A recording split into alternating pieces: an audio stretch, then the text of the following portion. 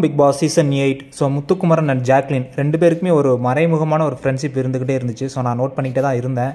So அது வந்து இப்போ ரொம்ப நெருக்கமாக தெரியுது. ஸோ சில பேர் சொல்லலாம் முத்துக்குமரனோட ஜாக்லின் சேரது ஓட்டுக்காகவா இருக்கலாம் அப்படி இப்படின்னு. பட் ஏதோ அதையெல்லாம் தாண்டி ஒரு பாண்டிங் இருக்கும்ல, அந்த மாதிரி ஒரு ஆத்மார்த்தமான ஒரு நட்பு, அந்த மாதிரி தான் எனக்கு தோணுது. ஸோ அதுக்கு முன்னாடி இன்றைக்கி அந்த இளையராஜா சாரோட பாட்டு போட்டாங்க பார்த்தீங்களா, தேனோம் தேனமும் ஓ நினப்பு, அந்த ஒரு லிரிக்ஸ், அந்த ஒரு வரி, அதுக்கப்புறம் வெளியே வரவும் வழி இல்லை அப்படிங்கிறது. ஸோ அது பிக் பாஸில் உள்ளவங்களுக்குன்னே எழுதின பாட்டு மாதிரியே இருந்துச்சுங்க. ஸோ இவ்வளோ நாள் ஏதோ இறைச்சலாக கேட்டுக்கிட்டு இருந்த காதுக்கெலாம் ஒரு மருந்து கொடுத்தது மாதிரி இருந்துச்சு அந்த பாட்டை கேட்கும்போது. ஸோ நிறைய பேர் அப்படியே அழுதாங்க. அந்த அருண்லாம் கதறி அழுததெல்லாம் பார்த்துருப்பீங்க. ஸோ பயங்கரமாக இருந்துச்சு. ஸோ அந்த ஜாக்லினும் முத்துக்குமரனும் காலையில் பேசிக்கிட்டு இருந்தாங்க பார்த்தீங்களா. ஸோ அந்த முத்துக்குமரனுக்கு வந்து அது ரொம்ப ஹர்ட் ஆகிடுச்சு போல், அருண் வந்து ரொம்ப பர்சனல் அட்டாக் பண்ணுறது. ஸோ வந்து சொல்லிகிட்டு இருக்காங்க. அருண்குமார் வந்து முத்துக்குமரன் வந்து சொல்கிறாரு ஜாக்லின்ட்ட. அந்த 3 பேர் அங்கிட்டு பேசிக்கிட்டு இருப்பாங்க, அருண், நம்ம சத்யா அண்டு விஷால்.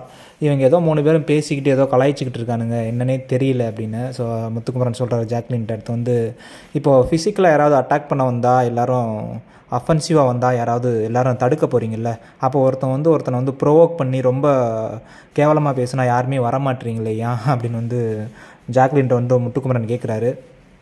அதுக்கு வந்து ஜாக்லின் வந்து சொல்கிறாங்க, யாரும் கேட்கலின்னு நான் வந்து கேட்கலின் நீ சொல்கிறியா அப்படின்னு. ஏன்னா ஜாக்லின் கேட்டிருப்பாங்க, அதனால தான் அப்படி கேட்டிருப்பாங்க. உடனே முத்துக்குமரன் சொல்கிறாரு, இல்லை நீ வந்து கேட்ட, பட் மித்தவங்களும் நான் வந்து சொல்கிறேன் அப்படின்னு வந்து முத்துக்குமரன் சொல்கிறாரு. அதுக்கப்புறம் பார்த்திங்கன்னா முத்துக்குமரன் வந்து சொல்லும்போது ஜாக்லின் வந்து ஒரு நல்ல அட்வைஸ் கொடுக்குறாங்க. என்ன அட்வைஸ்ன்னு பார்த்தீங்கன்னா, அவன் வந்து உன்னை வந்து உடைச்சி, உன்னுடைய கான்ஃபிடென்ட்டை உடைச்சி, உன்னை வந்து ஒன்றுமில்லாமாக்கி உன்னை வந்து உட்கார வைக்கணும் அப்படிங்கிறதுக்காக அது பண்ணலாம். அந்த மாதிரி ப்ரொவோக் பண்ணி இது பண்ணலாம்.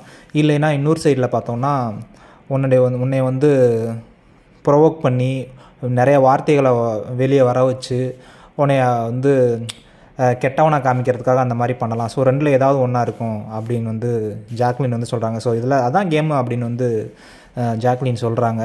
இல்லைன்னா நீ என்ன பண்ணணும் தெரியுமா, ஒன்று நீ இந்த இதையெல்லாம் வந்து தாண்டி அவன் என்ன தான் பேசினாலும் என்ன தான் இது பண்ணாலும் நீயாவே இருந்து அதை வந்து ஹேண்டில் பண்ணணும்.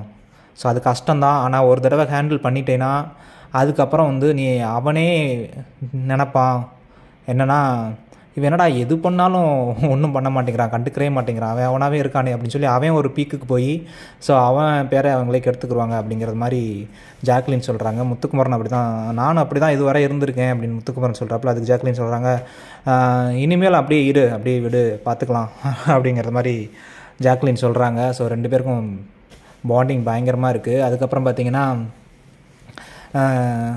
நான் வந்து பேச்சு மட்டும்தான் எனக்கு இருக்குது, வேறு ஒன்றும் இல்லை, பா அப்படின்னு கேலி பண்ணுறாப்புல. ஆனால் நான் சொல்லியிருக்கேன், நான் வந்து பேச்சு போட்டியிலலாம் நிறையா வின் பண்ணியிருக்கேன், ப்ரைஸ்லாம் வாங்கியிருக்கேன். ஸோ அதை வந்து கேவலப்படுத்துகிற மாதிரி இருக்குது அப்படிங்கிற முத்துக்குமரன் சொல்கிறாரு.